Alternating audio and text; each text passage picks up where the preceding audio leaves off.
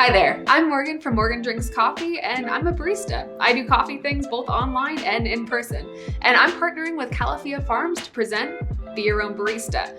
Calafia Farms is found in over 6,000 cafes across the US and is barista's first choice for plant milks. In this series, we're going to be showing you some of the tools you'll need to get started making drinks at home. We'll be talking about all the different flavors and textures that come in different plant milks, as well as making some drinks that you might be ordering in your cafe already that you could just be making at home. We'll also give a few insider tips and tricks about latte art and frequently asked questions. Make sure you subscribe and follow along. At the end of this, you're going to be your own barista.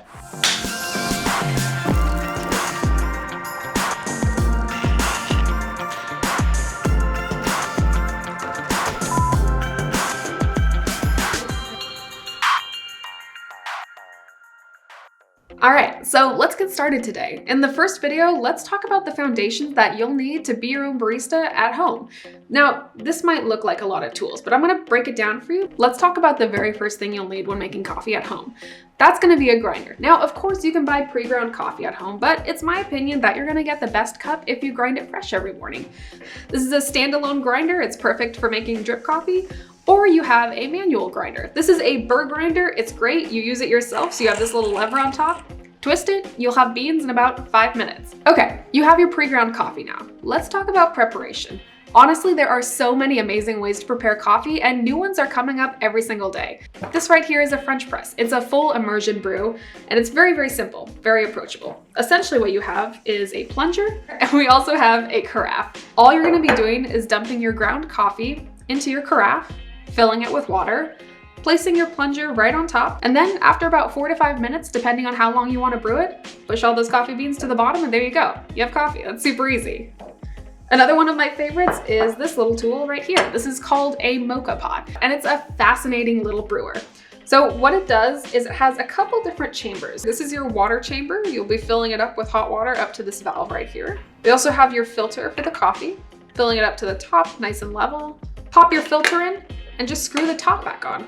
Now this brews a drink that is somewhere in between drip coffee and espresso. It's super delicious, super, super tasty, and can be used as espresso in a pinch. So if you're looking to make a latte at home, this is a fantastic tool. Okay, I'm personally a huge fan of drinks like lattes, cappuccinos, and mochas, and I really, really value that fluffy, delicious milk that you often find in cafes. This right here is a hand frother. What it's gonna do is aerate your milk. You're gonna be pulling air into your warm milk and then distributing it all the way through your pitcher. You can then pour into whatever drink you want, whether that's a latte or a cafe au lait. So give this a try, it's pretty fantastic. Let's talk about another mainstay that you should probably have in your coffee collection if you wanna make specifically pour-overs or drip coffee. This right here is a gooseneck kettle.